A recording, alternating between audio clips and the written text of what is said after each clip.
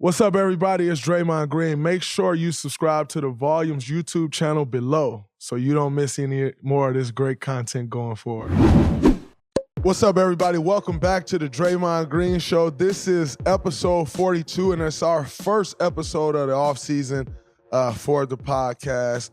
Obviously, you know, it's been a lot going on this last week or so. I feel like I'm finally starting to get my bearings and just like my legs back under me but most importantly, my mind. When going through the playoffs, well, before we get into this, it's been a great week, as you know. The parade was absolutely incredible, which we'll discuss a little more about that. But as I mentioned, this is the first episode of the offseason, and we're about to hit the ground running. What do I mean by we're about to hit the ground running? If you have not seen, doing a live podcast recording / show in New York City, Monday night with JJ Redick, the new media, is going to be absolutely insane.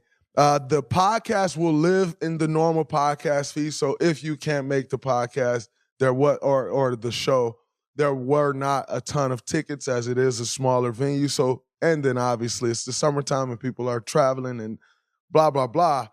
If you can't make it, the podcast will live where every other episode live and you'll be able to check it out. So don't fret, my pet will be just fine.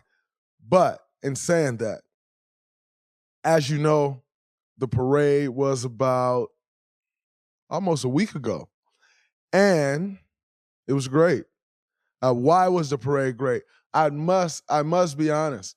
After having parades in Oakland, I was a little nervous because I just didn't know what to expect. I am the type of person, like, I like things to stay the same. I'm very shy, which most people would never believe when it comes to, like, new people. It does not work well with me. It takes me a while to get comfortable with people. Like, I just like things the same. I said all of that to say, after having 3 parades in Oakland and then coming to San Francisco and having a parade, I was a little skeptical about it because I just didn't know what to expect. And I love my Oakland family, as Oakland will always be a second home to me. Really grew up there and became a man, not like grew up like we know I'm Saginaw, Michigan through and through, baby. That doesn't change. But I grew into a man in the city of Oakland, so that place will always have a special place in my heart. Never change. But if I'm ranking parades, because we live in this society that's always trying to like rank and compare dumb shit, I think that may have been the best parade. Why was it the best parade? For a few reasons. Number one, Steph Curry was acting up. And you just never see that. Like, when we won before, Steph didn't act up. Steph was acting up. Klay Thompson was acting up. I mean, this man, by the way, I know we all saw the video, or if you have not seen the video, please go to your Instagram and find the video of Klay Thompson stumbling. The guy stumbled 5 steps. Then he like runs over the girl and immediately catches his balance, which was the great part. It's like, you run this girl over and that's how you catch your balance. If that girl was not right there, the girl that Klay Thompson ran over, I mean, that ends badly for Klay. Number one, he's tripping on a little, like, I don't know what these called, so forgive me and all the smart people out there that's going to comment and be like, it's called this. Thanks in advance. But the metal little cage thing that's all over the streets and there's sometimes on side, he's like tripping. And I know, like, in that situation, it's probably for the train system, the BART, or whatever train system runs, or whatever transportation system, I should say, runs downtown San Francisco on Market Street. I'm sure that's why the cage thing is there for that. But he's like tripping over that. And if he falls on that thing, that does not end well. quite frankly, he runs the girl over and save himself. I thought that was absolutely the highlight of the parade. Or maybe Klay Thompson losing one of his rings. Now, to show y'all how much of a fog I've been in, Klay had his rings, Steph had his rings, Bob had his rings, and I had told myself days leading up to the parade, like, I need to get my rings because I don't keep them in the house. Like, they're in a safe location. Like, I need to get my rings. Totally forgot. See those guys begin to parade like, I forgot my rings. Then Klay Thompson goes on to lose one of his rings, and I think he found it. But I'd be the one who definitely lose the ring. So it's probably best that I did not get my rings. And I talked my shit anyway, like I had my rings. So it was great. But man, the fog that I've been, number one, for all our loyal supporters out there, our listeners, I hope you listened to the podcast that I did right after the finals, and it was absolutely horseshit. Why was it absolutely terrible? Well, I'll tell you why. It was great having Andre on. Like, that's surreal, like, to have him on in that moment, like, right after we win. Great. Like, you know, you get Klay Thompson on, that's about as long as you can get Klay to focus. We kept him as long as we could get him to focus. Absolutely incredible. Getting GP on there, absolutely amazing. Even the cameo by the Rook, who can't stay focused for 20 seconds and answer some questions. It was great. Having those guys on was incredible. Why was it terrible? It was terrible because I was still in the fog. I didn't know what was going on.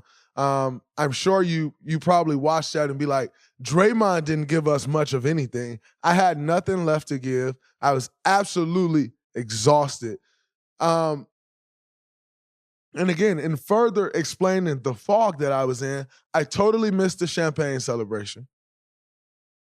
Totally missed it. They like did a little small do-over for me when I came in the locker room. As you know, if you watch any of the clips that the Warriors posted from the champagne celebration, you'll notice you only see me in like a 5-second clip, maybe for 5 seconds, and it's really just me sitting there spraying the champagne because I missed the whole celebration.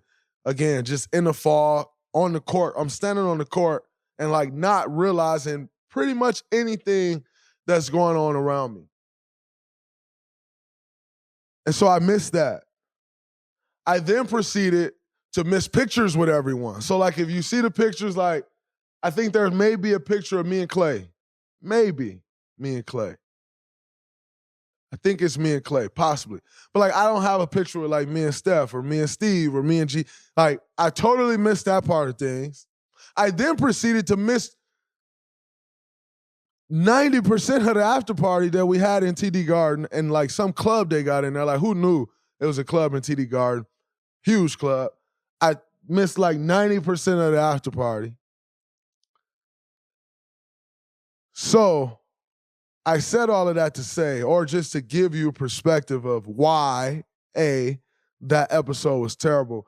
Because I didn't realize in scheduling the episode with Jackson, and like you just don't know where the emotions were going to be. And for me, my emotions was all over the place. Like, you know, a part of me is sitting there watching the younger guys and enjoying seeing them like win their first championship and they're reacting. A part of me is sitting there trying to process, man, we just won our 4th championship.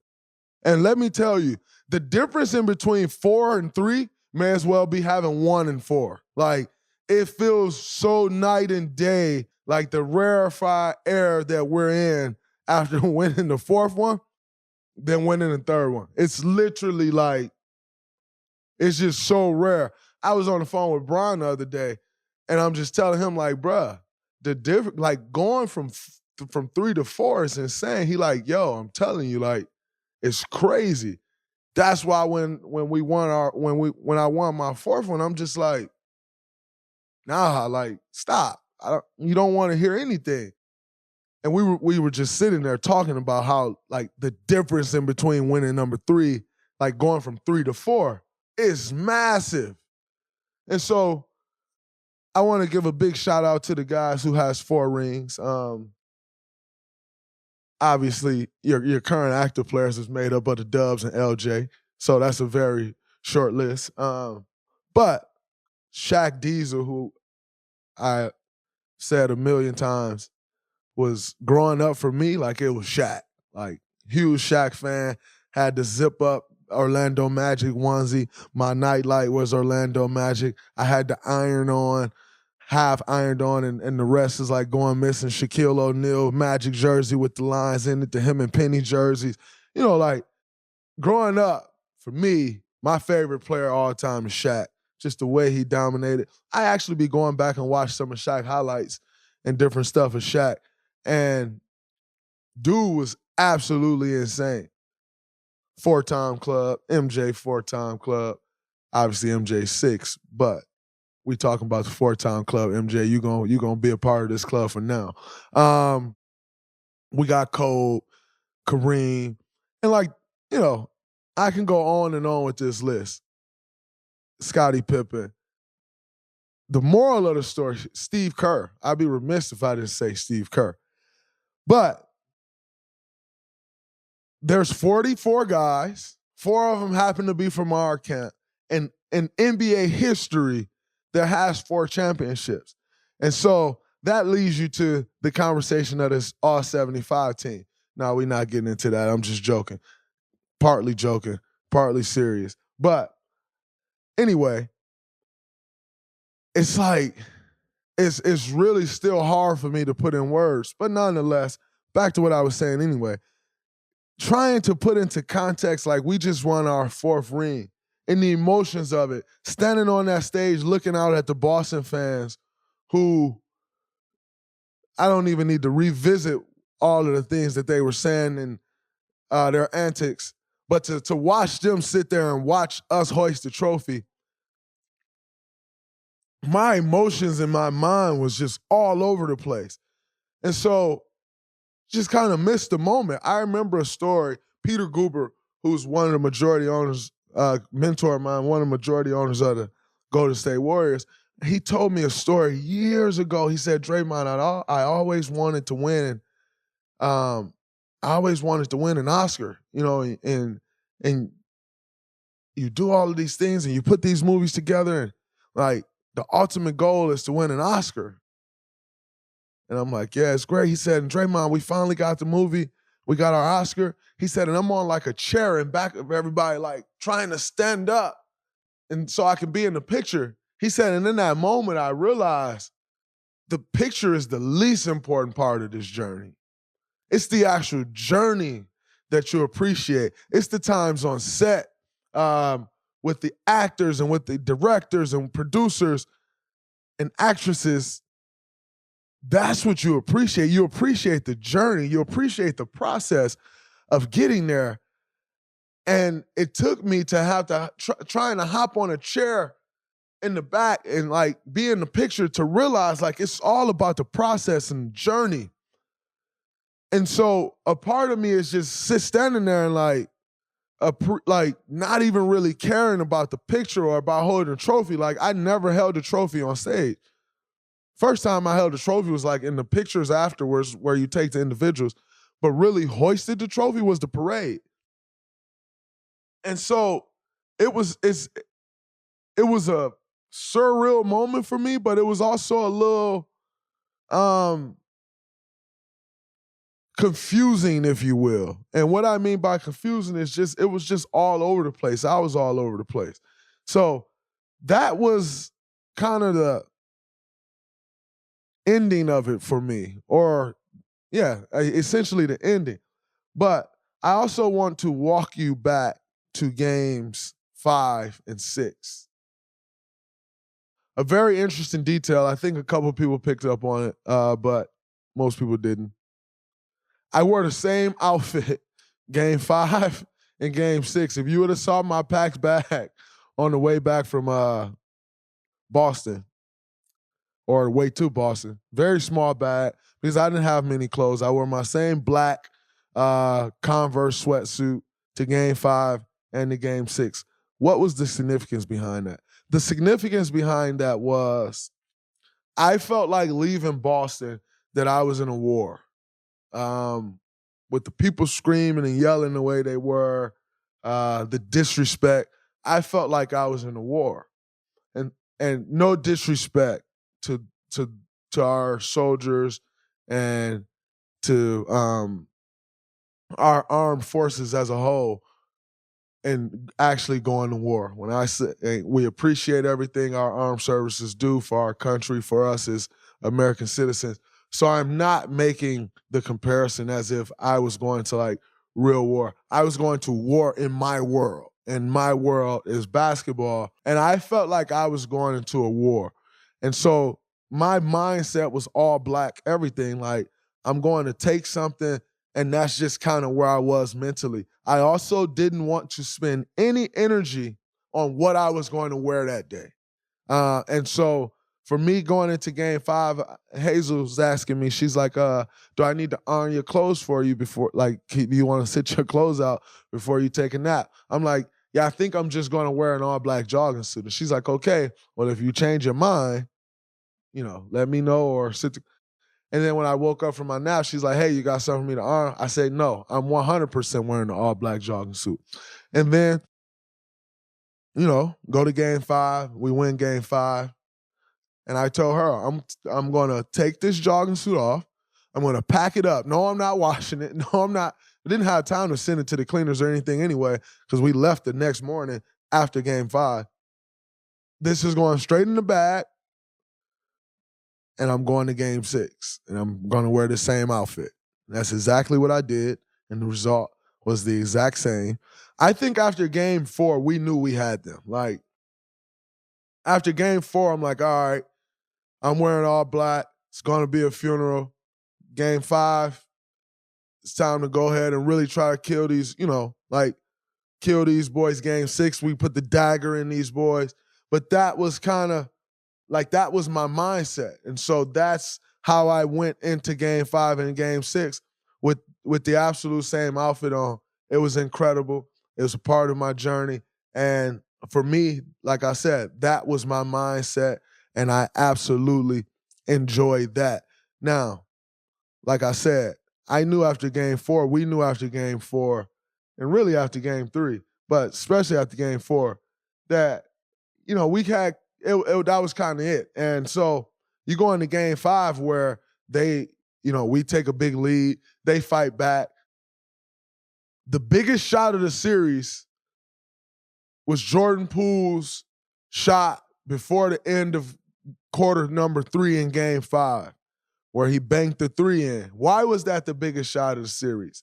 The reason that was the biggest shot of the series was because they had fought back in the third quarter, which we had dominated third quarters. They fought back in that third quarter, and when they fought back, they had taken the lead, and Jordan hit the shot, and we went up 1 going into the fourth quarter.